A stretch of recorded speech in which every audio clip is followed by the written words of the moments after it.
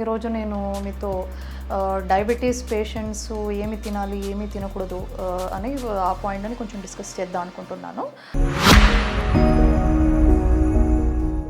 నమస్తే, నా పేరు డాక్టర్ సమంత, ఎండోక్రినాలజిస్ట్గా ప్రాక్టీస్ చేస్తున్నాను.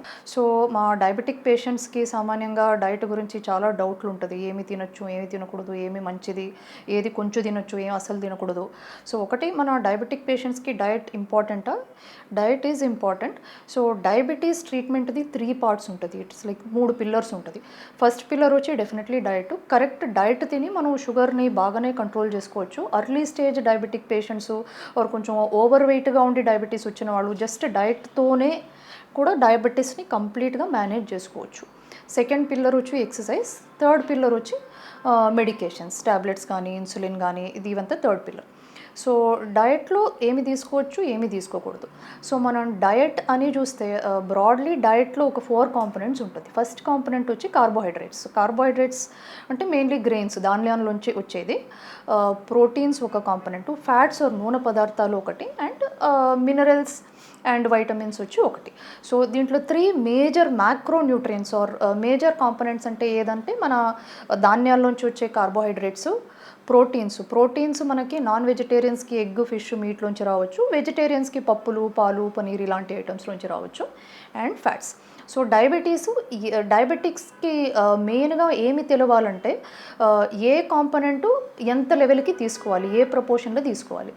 మన ట్రెడిషనల్ డైట్, ఎస్పెషల్లీ ఇప్పుడు మన సిటీకి వచ్చిన తర్వాత డైట్లో ఈ కార్బోహైడ్రేట్ ఆర్ రిఫైన్డ్ ధాన్యాలతో చేసే పదార్థాలు లైక్ లెట్సే వైట్ రైస్ కానీ, మైదా కానీ, ఆర్ బ్రెడ్ ప్రోడక్ట్స్, ఇలాంటి రిఫైన్డ్ కార్బోహైడ్రేట్ అనే ఐటమ్స్ కొంచెం చాలా ఎక్కువ ఉంటుంది. సో టిపికల్ స్టాండర్డ్ డైట్లో ఇది వచ్చి 80% కార్బోహైడ్రేట్స్ ఉంటుంది, ఒక 15% నూనె పదార్థాలు ఉంటుంది. ఈ ప్రోటీను, విటమిన్స్, మినరల్స్ అవి చాలా తక్కువ ఉంటుంది. సో డయాబెటిక్స్ బ్యాలెన్స్డ్గా ఎలా షుగర్ని బాగా మేనేజ్ చేయగలుగుతారు. సో ఒక్క ప్రిన్సిపల్ ఏమీని వాళ్ళు మైండ్లో పెట్టుకోవాలంటే, ఈ కార్బోహైడ్రేట్స్ అంటే ఒక ధాన్యాలతో చేసినవి ఒక 30 to 40% ఉండాలి డయాబెటిక్స్కి. సో మనం ఒక ప్లేట్ ఒకటి ఇమాజిన్ చేసుకోండి. సో ప్లేట్లో ఒక 30% మీరు రైస్ కానీ, రోటీ కానీ అవి పెడతారు, అవి కార్బోహైడ్రేట్స్ ధాన్యాలతో చేసినాయి. బాకీ ఒక 15% ప్రోటీన్ పెడతాము. ప్రోటీన్ అంటే ఎస్పెషలీ మన వెజిటేరియన్స్ ఈ పప్పులు, పెసర్లు, బొబ్బర్లు అలాంటివి, సోయా ప్రోడక్ట్స్, పెరుగు, పాలు, దాలు ఇవంతా పెట్టుకోవచ్చు. ప్రోటీన్ ఎందుకు ఇంపార్టెంట్? మనం ప్రోటీన్ తింటే ఒకటి మన మజిల్స్కి మంచిది. మజిల్స్ మనం స్ట్రాంగ్గా బాగా ఉంటే మజిల్సే మనకి గ్లూకోజ్ యూస్ చేస్తుంది. సో బ్లడ్లోంచి గ్లూకోజ్ తగ్గుతుంది. అండ్ మనం ప్రోటీన్ కొంచెం రీజనబుల్గా తింటే మన ఒంట్లోంచే ఇన్సులిన్, అది మన ప్యాంక్రియాస్ గ్రంథిలోంచి ఇన్సులిన్ బాగా ప్రొడక్షన్ అవుతుంది. అండ్ సో మనం 20% కార్బోహైడ్రేట్స్ తీసుకోవాలి, ఒక 15 to 20% ప్రోటీన్ తీసుకోవాలి. సో బాకీ అంతా మనం డయాబెటిక్స్ ఏమి తీసుకోవాలి, ఏ పదార్థం ఎక్కువ తీసుకోవాలి. So diabetics mainly fibre foods, so mainly vegetables, sprouts ఇలాంటి ఐటమ్స్ బాగా ఎక్కువ తీసుకోవాలి.